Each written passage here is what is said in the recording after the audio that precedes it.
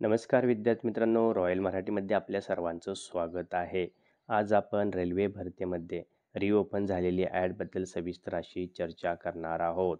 तर यामध्ये रेल्वेतर्फे 14,298 जागासाठी मेगा भरती घोषित करण्यात आलेली आहे आणि याच्या माध्यमातून टेक्निशियन पदाची भरती केली जाणार आहे. तर विद्यार्थी मित्रांनो, चॅनलवर नवीन असाल तर चॅनलला सबस्क्राईब करा, व्हिडिओ लाईक करा, जेणेकरून अशाच नवीन नवीन भरती संदर्भात माहिती आपल्याला वेळेत मिळत राहू.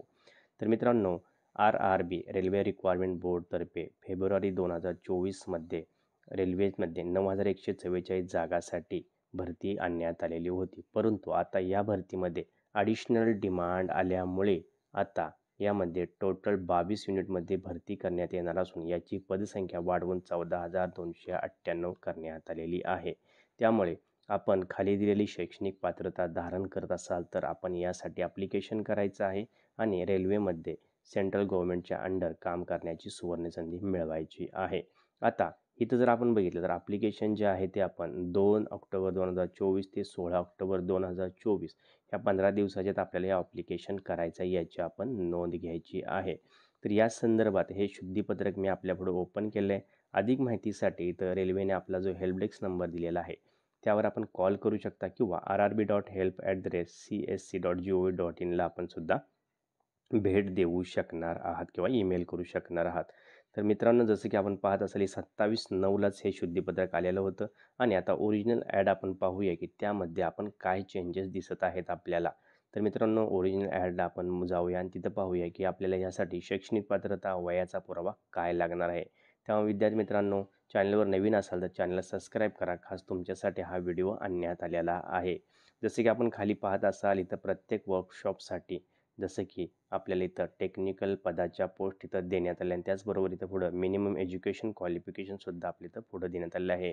एज्युकेशन क्वालिफिकेशन आणि प्रत्येक पोस्टनुसार किंवा प्रत्येक रेल्वेच्या वर्कशॉपनुसार किती जागा आहेत याची सविस्तर माहिती या नवीन शुद्धीपत्रकात सुद्धा देण्यात आली आहे. जसं की आपण इथं पाहत असाल RRB अहमदाबादसाठी किती जागा आहेत तर 441 जागा आहेत. असं टोटल जाहिरात आपल्या इथं देण्यात आली आहे. परंतु मी आता आपल्याला ओरिजिनल जाहिरातीला घेऊन जात आहे. तिथं पाहूया आपण की ह्यासाठी पदाची शैक्षणिक पात्रता त्याचबरोबर इतर माहिती काय आहे. तर चला ओरिजिनल जाहिरातला व्हिजिट करूया.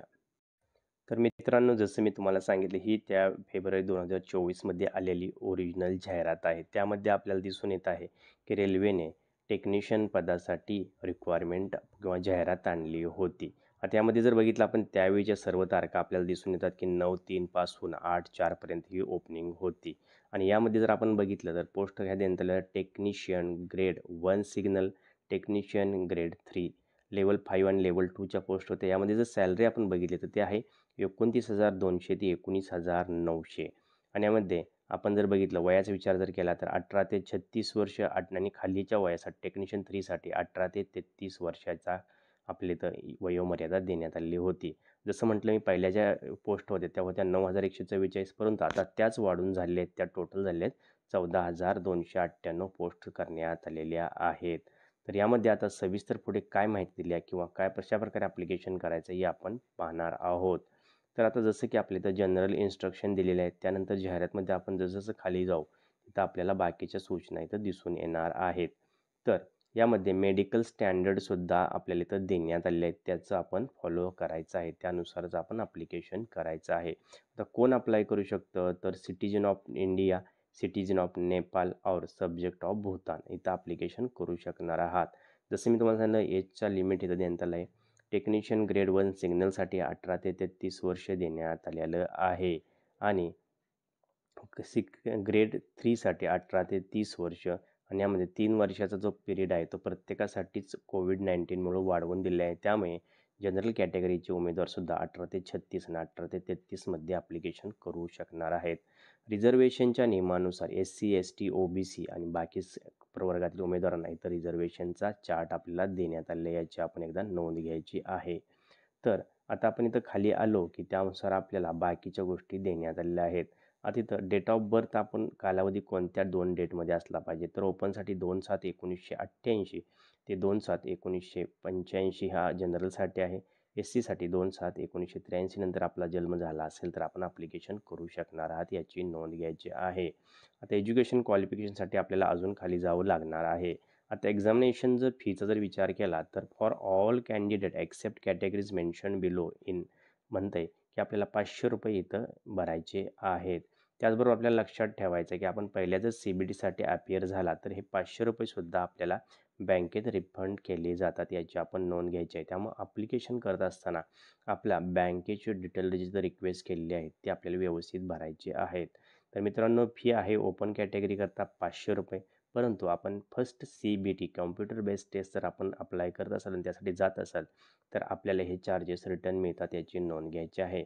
त्यानंतर for candidate who belong to SC ST ex serviceman female transgender minorities और इकॉनॉमिकली वीकर जर क्लास असेल तर आपल्याला फक्त ₹250 फी आहे आणि तीसुद्धा आपल्याला पाठीमागे मिळणार आहे. कधी मिळणार आहे तर आपण फर्स्ट CBT अपिअर झाल्यानंतर ही आपल्याला पाठीमागं मिळणार आहे, याची आपण नोंद घ्यायची आहे.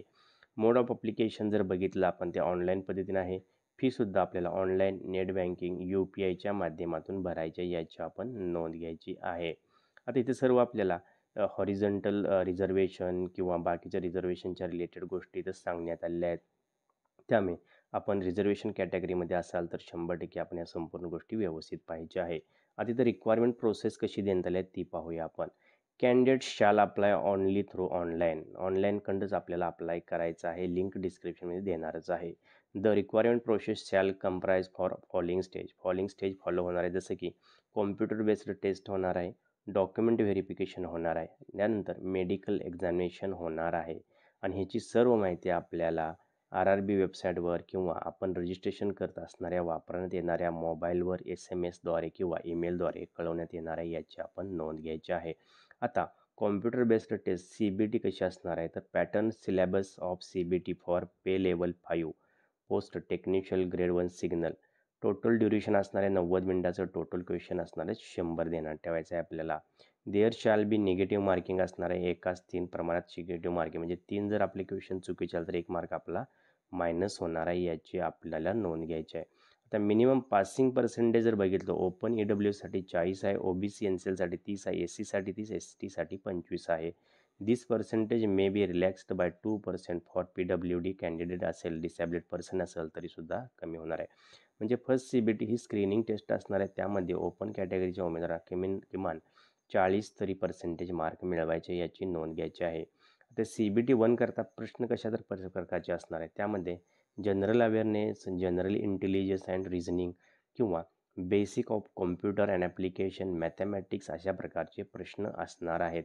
याची सविस्तर माहिती आपण जर बघितलं तर इथं आता संपूर्ण देण्यात आलेली आहे. यामध्ये आपण पाहू शकता की बेसिक कॉम्प्युटर अँड ॲप्लिकेशनमध्ये कोणत्या प्रकारचे प्रश्न विचारण्यात येणार आहेत, मॅथमॅटिक्समध्ये कोणत्या प्रकारचे प्रश्न विचारण्यात येणार आहेत, त्याचबरोबर बेसिक सायन्स आणि इंजिनिअरिंगमध्ये कोणत्या प्रकारचे प्रश्न विचारण्यात येणार आहेत.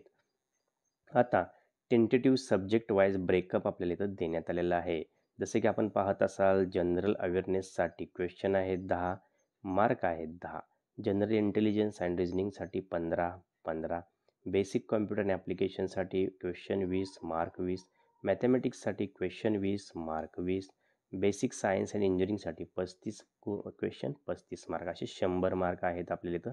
आणि ड्युरेशन याचं 90 मिनिटाचं असणार आहे, याची आपण नोंद घ्यायची आहे. PWD पर्सन करता म्हणजे डिसेबल पर्सन करता 30 मिनिट एक्स्ट्रा दिले जातात, याची आपण नोंद घ्यायची आहे.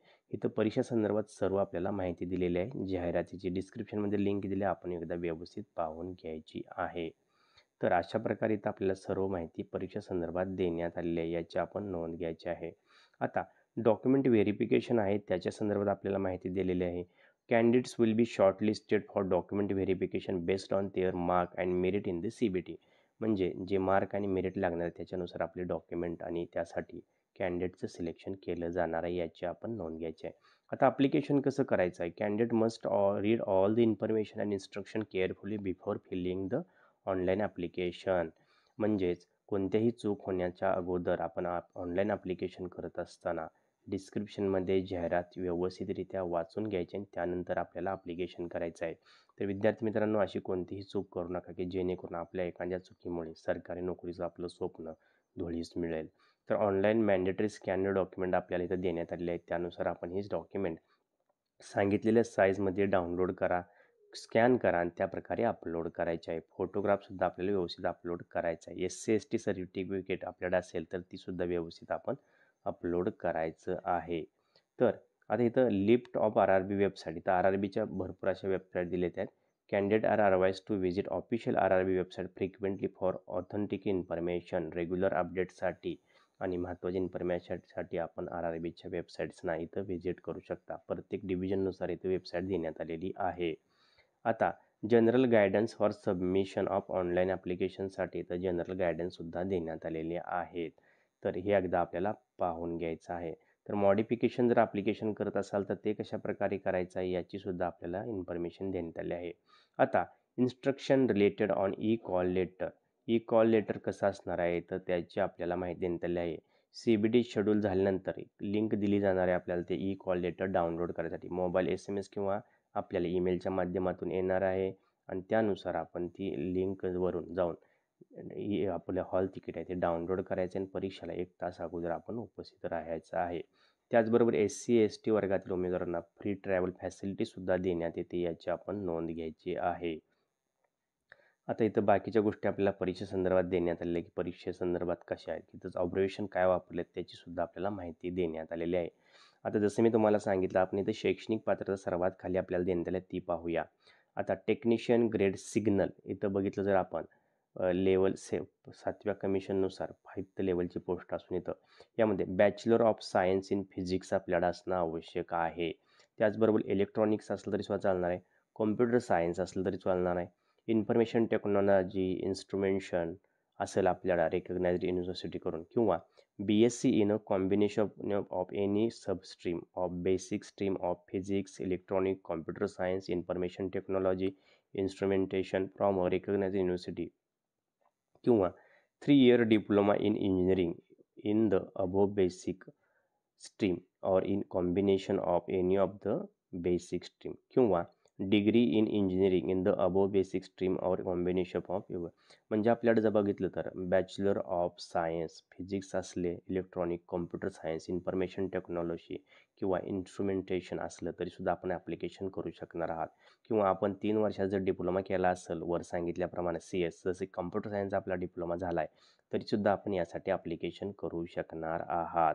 तर आता मित्रांनो ही जी परीक्षा आहे त्यासाठी BSc असलं तरीसुद्धा आपण ॲप्लिकेशन करू शकणार आहात किंवा इंजिनिअरिंग झालं असलं तरीसुद्धा ॲप्लिकेशन करू शकणार आहात याची नोंद घ्यायची आहे.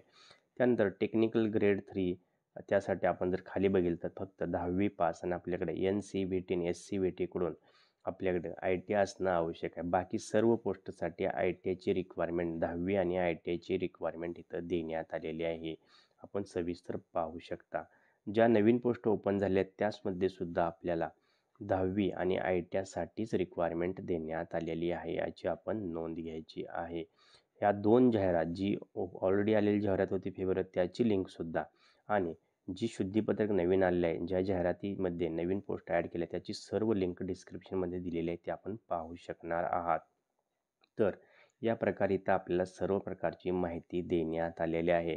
तर विद्यार्थी मित्रांनो आज आपण पाहिले की रेल्वेमध्ये टेक्निशियन ग्रेडमध्ये ज्या जागा आल्या 14,298 त्याची सविस्तर माहिती पाहिलेली आहे. त्यामुळे जर आपण या संदर्भात काही प्रश्न आणि शंका असतील तर जरूर आम्हाला कळवा. सविस्तर माहिती आणखी कमेंट करून आपल्याला देण्याचा प्रयत्न केला जाईल. तर विद्यार्थी मित्रांनो चॅनेलवर नवीन असाल तर चॅनेलला सबस्क्राईब करा आणि रेल्वेतर्फे जी टेक्निशियन ग्रेड पदाची जाहिरात आली आहे त्यासाठी जरूर ॲप्लिकेशन करा.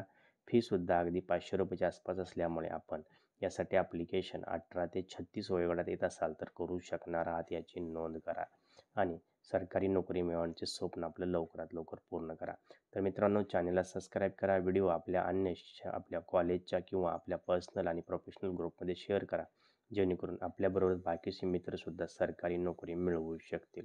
व्हिडिओ शेवटपर्यंत पाहिल्याबद्दल आपल्या सर्वांचे हार्दिक आभार. जय हिंद, जय महाराष्ट्र.